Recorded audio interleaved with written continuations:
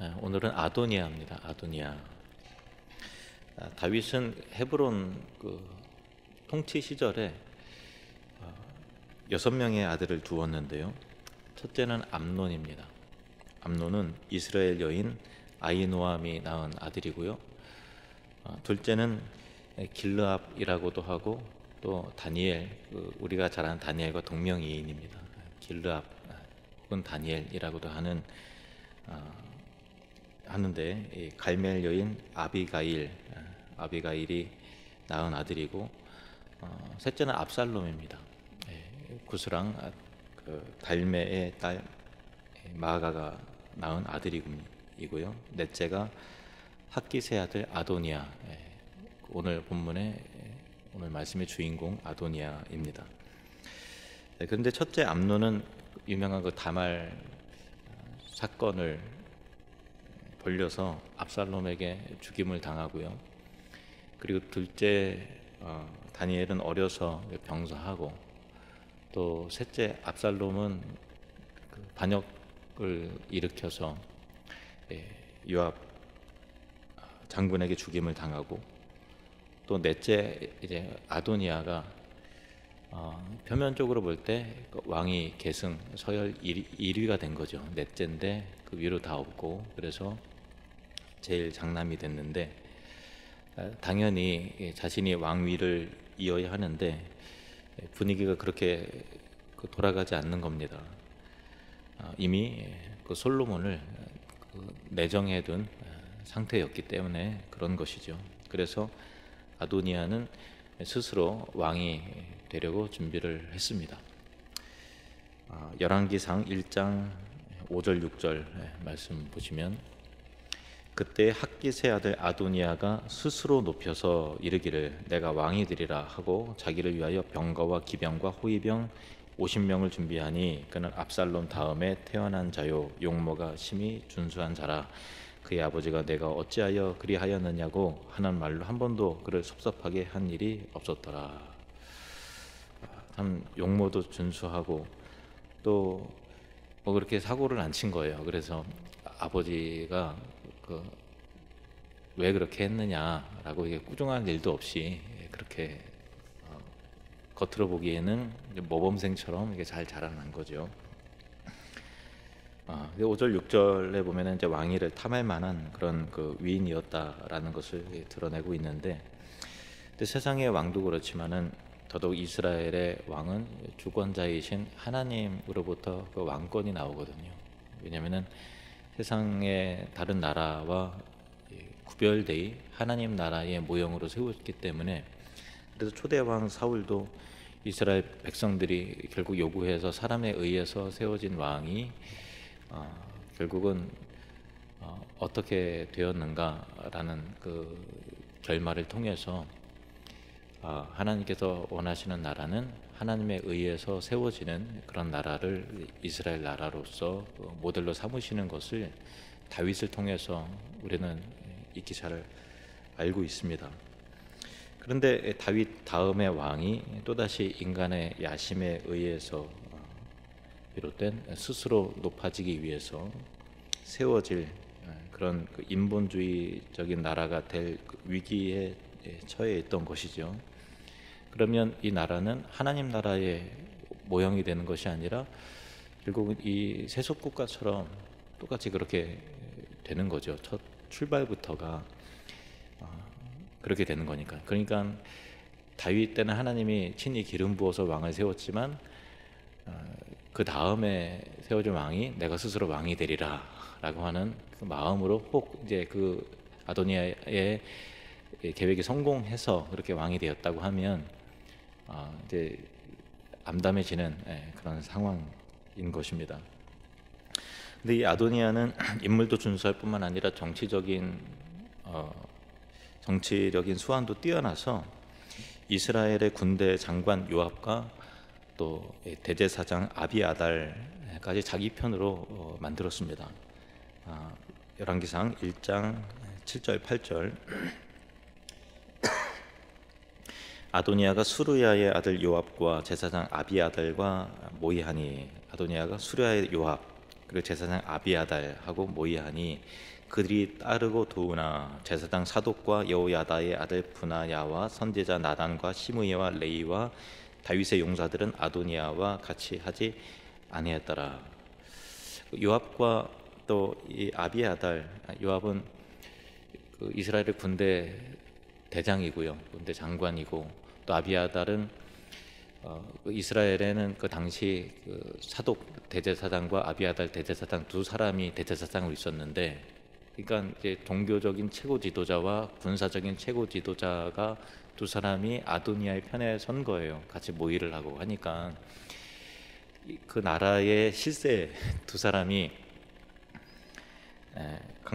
가장 강력한 두 사람을 자기 편으로 삼았다라는 것은 정치적인 대세가 아도니아 쪽으로 급격하게 기울어진 것을 의미하는 것입니다. 그리고 여기에 보니까 군사 지도자들과 종교 지도자들 사이에 아도니아의 모임에 가담한 자들이 나오고 또 가담하지 않은 자들이 나오죠. 그러니까 이렇게 이편 저편이 이제 갈라지는 상황입니다.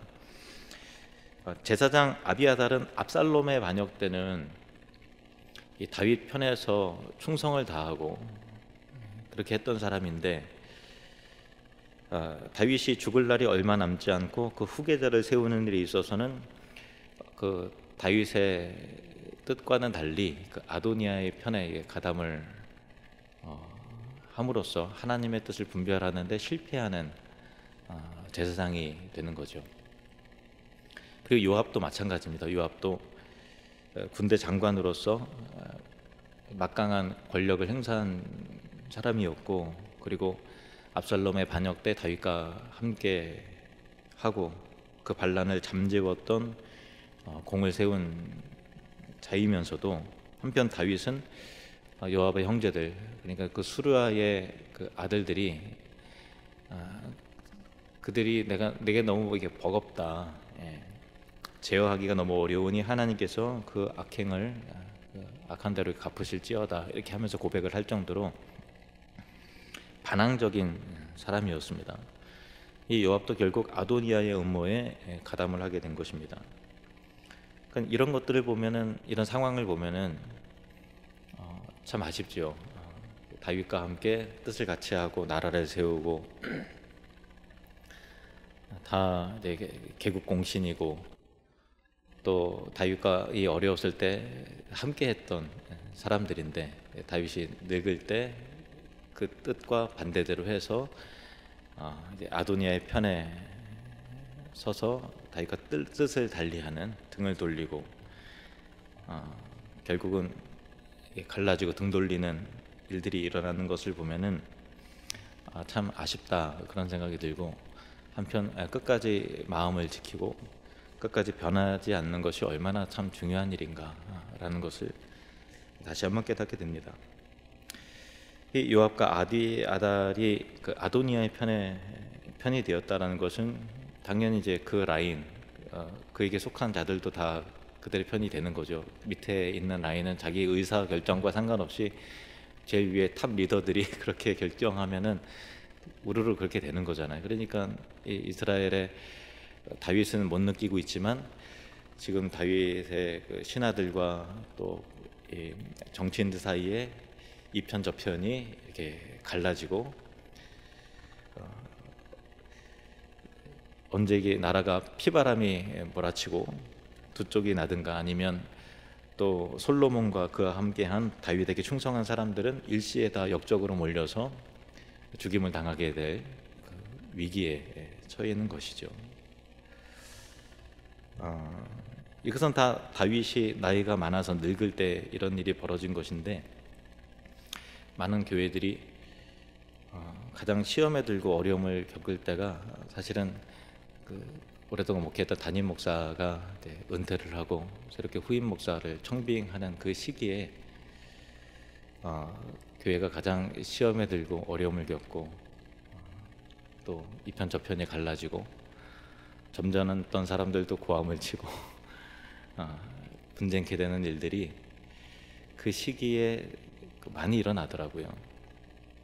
우리 노예에서도 그 유종수 목사님이 목회했던 그 남해 영광교회가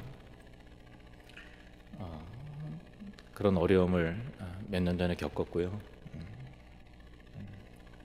그리고 제가 서울에서 사역했던 화평교회도 안만수 목사님 은퇴하시고 나서 지금까지 그 담임 목사가 3번이나 바뀌었습니다. 그런 어려움이 있었고 한 달 전에도 바뀌었어요. 그것까지 이제 3번째 그런 일이 있었고, 그리고 우리가 목양장로 사역으로 탐방을 갔던 호산나 교회도 최홍준 목사님 은퇴하시고 나서 굉장한 어려움을 교회나 또 후임 목사나 또 원로 목사님이나 엄청나게 어려운 일을 겪어서 교계가 한번 떠들썩했던 그런 일이 있었고요. 지금은 이제 안정이 됐습니다. 감사하게도. 그리고 여러분 잘 아시는 이철호 목사님도 이제 은퇴하시고 또 후임 목사 청빙 과정에 있어서 강성교회 역시도 굉장한 어려움을, 엄청나게 어려운 시련을 겪었습니다. 그러니까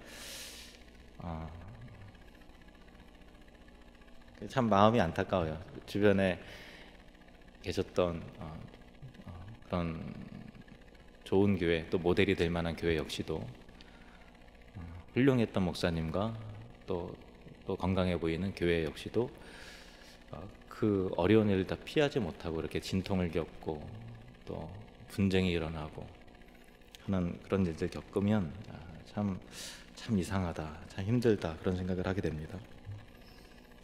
그래서 한 교회 안에서 그토록 평생 30년, 40년 함께 평생토록 행복한 일도 겪고 어려운 일도 같이 겪고 같이 헤쳐나온 그 사람들 안에서 어느 한순간 이천저편이 나누어 갈라지게 되고 또 A 라인, B 라인 이렇게 라인이 생기게 되고 또 불신과 분노와 분열과 오해와 비난과 또 파당과 뭐 그런 일들이 생기는 것을 볼 때 참 두렵고 슬픈 일이다, 그런 생각을 해보게 됩니다.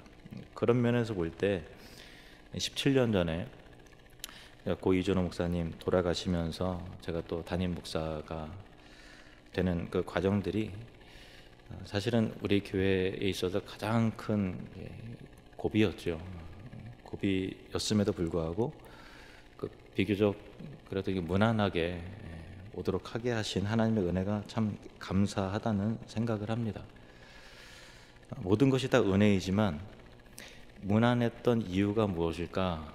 그래도 그 어려운 일들을 잘 이겨내고 또 성도들도 이게 하나가 되고 그렇게 했던 이유가 무엇이었을까 이렇게 생각을 해보니까 그 당시 우리 교회는 서로가 욕심을 낼 만한 것이 아무것도 없었다는 것이 그 이유가 아니었을까, 그런 생각을 해봅니다. 마치 벼랑 끝에 있는 것처럼 성도님들과 또 장로님들과 또 제가 하나가 되지 않으면 이 벼랑 끝에서 떨어질 수도 있다라고 하는 그 위기가 우리로 하여금 모든 어려움들을 참고 또 견디고 또 양보하고 또 이해하고 이겨낼 수 있도록 하지 않았을까, 그런 생각도 해봅니다. 그리고 어느샌가 저도 이제 목회가 이제 17년 제가 됐고 몇 년 지나면 이제 20년 가까이 되고 또 지나온 목회했던 시간만큼 앞으로 또 가면 또 우리 교회도 제 은퇴와 또 후임에 대한 고민을 해야 되는 시점이 오는데 아직 뭐 먼 얘기지만은 17년이 금방 지나온 거를 볼 때 야, 앞으로 17년도 금방 지나갈 수 있겠다, 그런 생각을 해봅니다. 그래서 미리 준비하고 깨어서 기도하고 또 분열과 다툼과 오해와 시험이 없는 그런 축제와 같은 과정이 되었으면 좋겠다, 그런 생각을 해봅니다. 많이 기도해야죠. 그렇게 끝까지 함께하는 우리가 되면 좋겠습니다.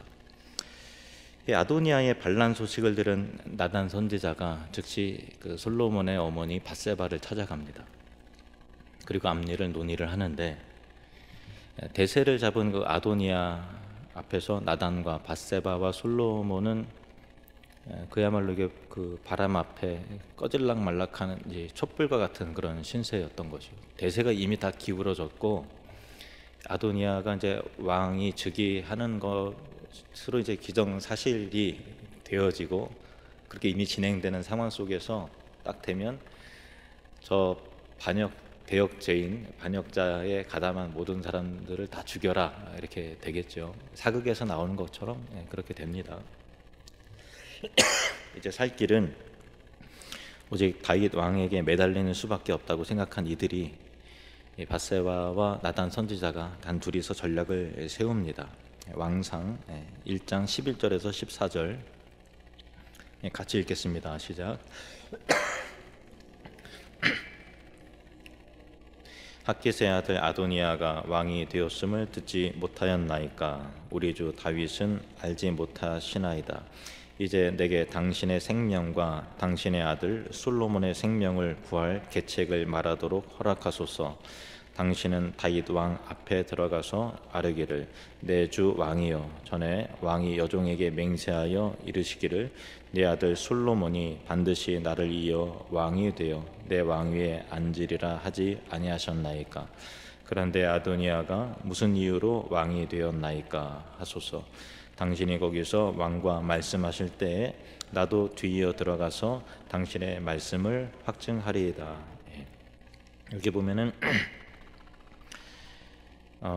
12절에 내게 당신의 생명과 당신의 아들 솔로몬의 생명을 구할 계책을 말하도록 허락하소서. 나단이 그 계책을 말하잖아요. 그러니까 당신의 생명과 당신의 아들 솔로몬의 생명을 구할 계책, 전략인 것이죠. 우리가 하나님의 주권, 하나님의 섭리를 잘못 오해하면 그냥 하나님께 다 맡겼어 하면서 어떤 준비도, 어떤 작전도, 어떤 전략도 세우지 않고 그냥 이렇게 하나님 알아서 해주실 거야 이렇게 되는 게, 어떻게 보면은 이 사람 주권 신뢰하나 보다 이렇게 될 수 있는데 그게 아니라는 거예요. 나단 선지자도 전략을 세운 거죠. 계책을 마련을 한 겁니다. 사도행전 17장에도 보면은 바울이 이제 타문화 선교가 본격적으로 이제 시작이 되는 아덴에서 설교 방식을 달리하잖아요. 다르게 접근하는 전략을 세워서 본질은 바꾸지는 않지만 전략을 다르게 하는 거죠. 그런 지혜, 그런 전략, 여기 본문에 보면은 그런 계책, 그것이 필요한 것이죠. 근데 아도니아도 계책을 세워서 진행하고 있는 것이고, 또 나단 선지자와 또 이야기했던 밧세바도 이제 계책을 세워서 이제 진행시켜 나가는 것인데, 두 계책, 두 전략에는 어떤 차이가 있을까요? 나름대로 다 머리 써서 잘 궁리를 하는 건데 어떤 차이가 있을까요?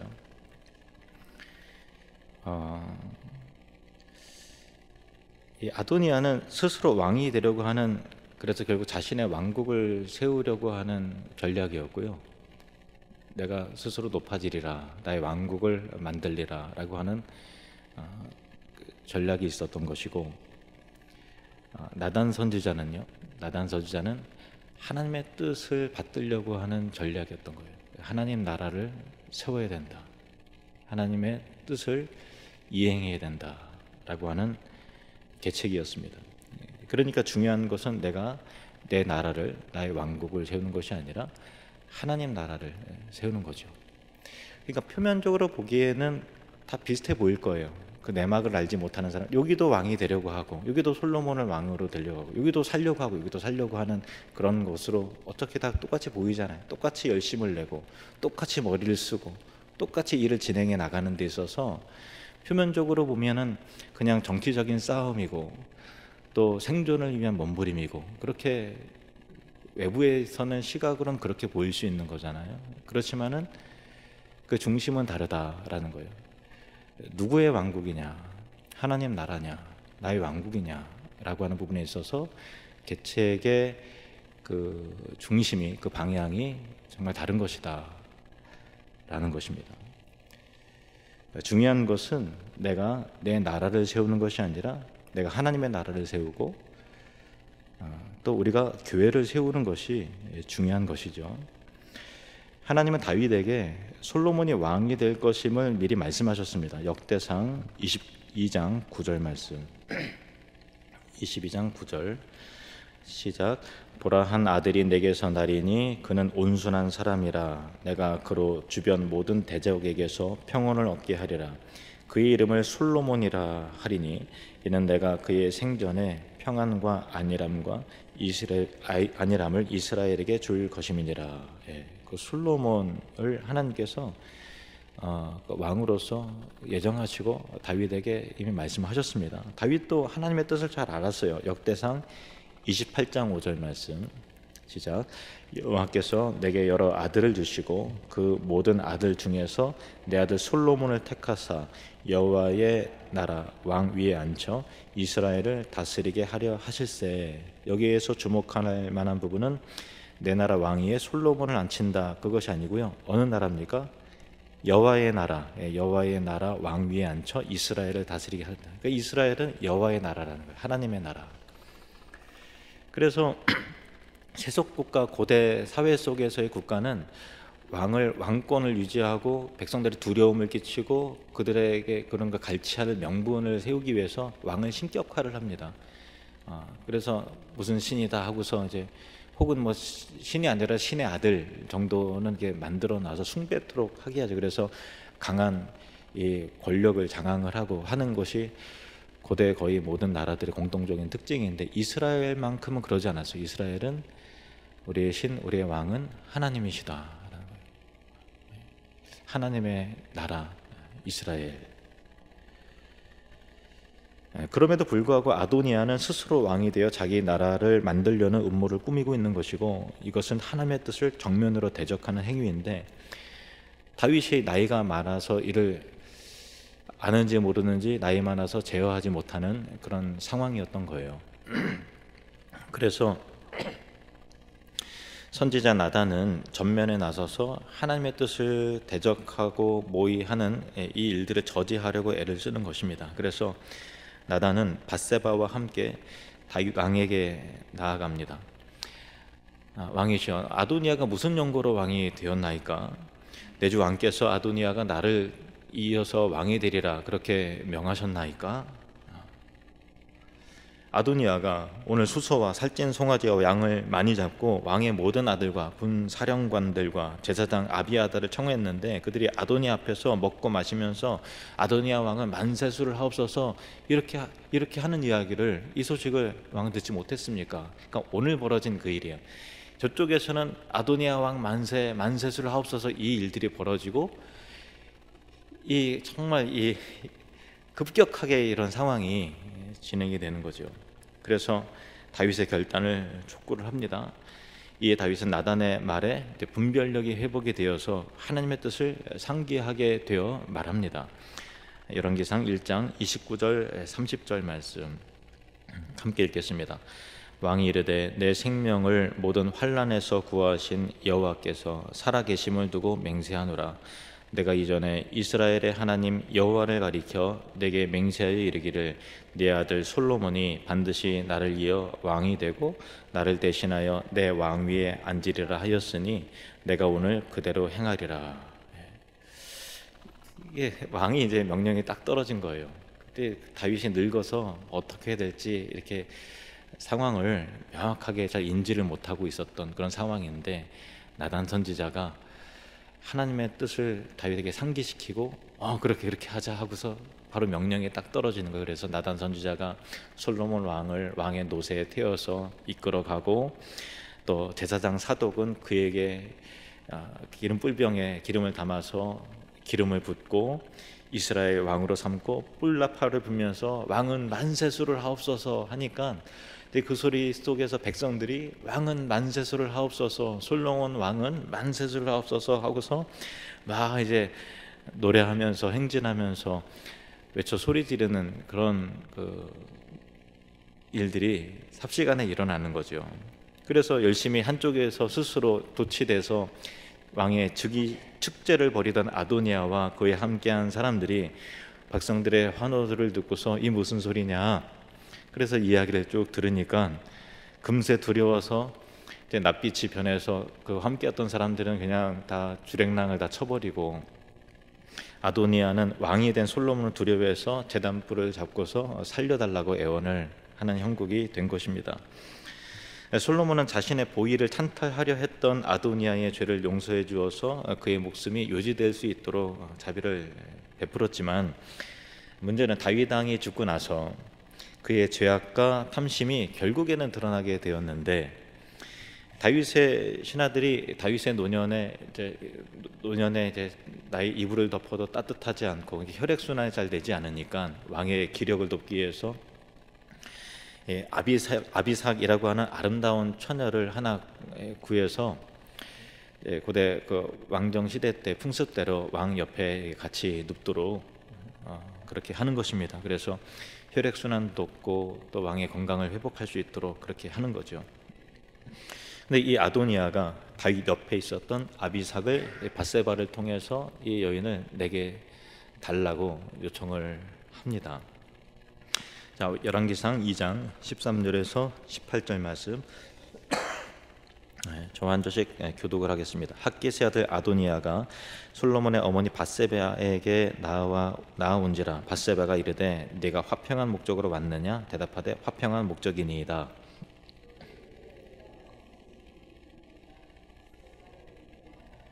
그가 이르되 당신도 아시는 바이거니와 이 왕위는 내 것이었고 온 이스라엘은 다 얼굴을 내게로 향하여 왕으로 삼으려 하였는데 그 왕권이 돌아가 내 아우의 것이 되었음은 여호와께로 말미암음이니이다.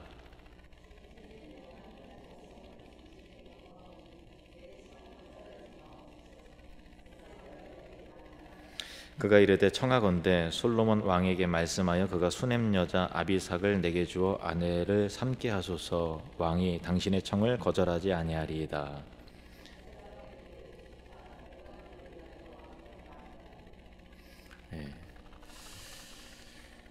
밧세바는 아도니아의 의도를 충분히 간파하지 못했어요.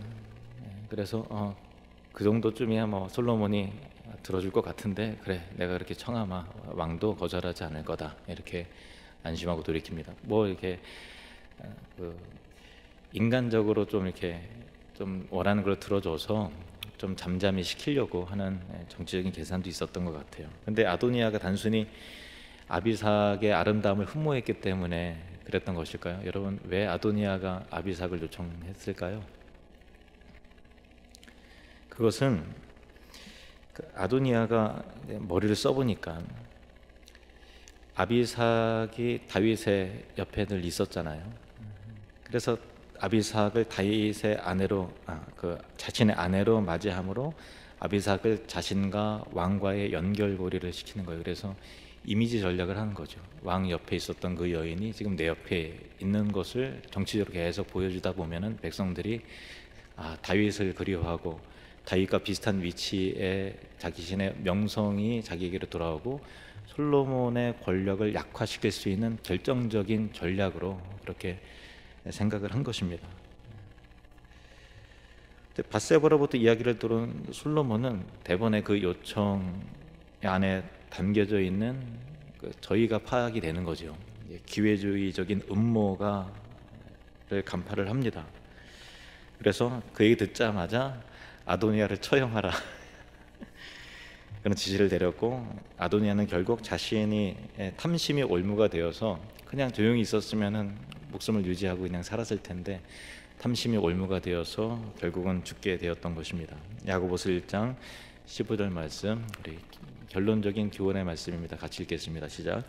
욕심이 잉태한즉 죄를 낳고 죄가 장성한즉 사망을 낳느니라. 아멘. 결국에는 욕심 때문에 죽는 거죠. 결국엔 탐심 때문에 스스로가 망하는 것입니다. 저와 여러분 안에 성령의 은혜 가운데 욕심이 내려놓아지고 예수 그리스도의 은혜로 하나님 나라의 부하로 가득해지는 은혜가 있기를 축복합니다.